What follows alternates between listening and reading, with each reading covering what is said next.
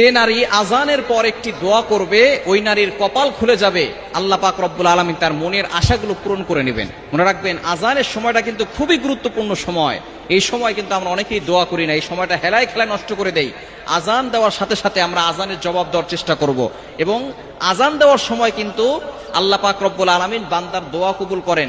যখনই আজান দেওয়া হয় তখন আসমানের দরজাগুলো খুলে দেওয়া হয়, তখন বান্দার কথা সরাসরি আরশে আযিমে গিয়ে নক করে এবং আল্লাহ পাক রব্বুল আলামিন তার দোয়াগুলো কবুল করে নেন। অবশ্যই আমরা এই আজানের সময় দোয়া করব। নবীজি সাল্লাল্লাহু আলাইহি ওয়াসাল্লাম জানিয়ে দিয়েছেন, এবং আজানের সময় সতর্ক থাকাও দরকার।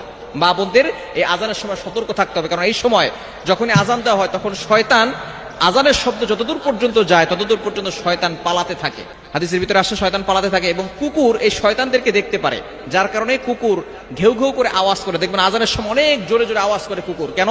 তারা শয়তান দেখতে পায়, যার কারণে তারা এইভাবে আওয়াজ করে। এই সময় নারীরা চুল খোলা রেখে ঘর থেকে বের হবেন না। আজানের সময় চুলটাকে ভালো করে আটকে রাখবেন এবং সব সময় পর্দা করার চেষ্টা করবেন, কারণ একটা চুল যদি পরপুরুষ দেখে 70টা সাপ হবে এবং আপনাকে কামড়াবে কিয়ামতের ময়দানে। এই জন্য চুল যাতে করে কেউ না দেখে সে বিষয়ে অবশ্যই খেয়াল রাখতে হবে।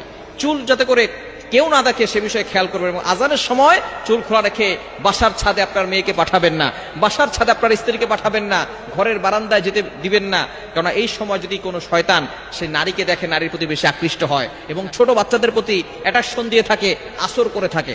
এই সময় চুল খোলা রেখে ঘর থেকে বের হবেন না, ঘরের বারান্দাও যাবেন না, মাথায় কাপড় দিয়ে রাখবেন। এবং অবশ্যই খেয়াল করবেন এই আজানের সময় আল্লাহ তাআলা দোয়া কবুল করেন। তিরমিজি শরীফের ভিতরে হাদিস এসেছে, আদ-দুআউ লা ইউরাদ্দু বাইনাল আযানি ওয়াল ইকামা।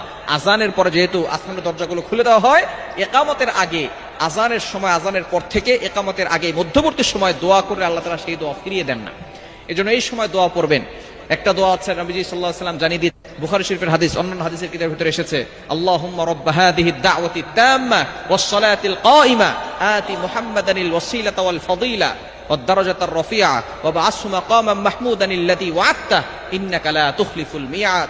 এই দোয়াটা পড়বেন, এরপর আপনি আল্লাহর কাছে দোয়া করবেন। আপনার যত চাওয়া পাওয়া আছে, আকাঙ্ক্ষা আছে, মনের সকল আশাগুলো আল্লাহর কাছে ব্যক্ত করবেন। দেখবেন আল্লাহ তাআলা অবশ্যই কবুল করবেন। তবে অবশ্যই দুরূদ শরীফ পড়বেন। আপনি দোয়াটা করার আগে নবীজির প্রতি দুরূদ পাঠ করবেন।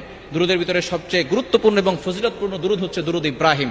আল্লাহুম্মা সাল্লি আলা মুহাম্মাদ ওয়া আলা আলি মুহাম্মাদ কামা সাল্লাইতা আলা ইব্রাহিম ওয়া আলা আলি ইব্রাহিম ইন্নাকা হামিদুম মাজিদ।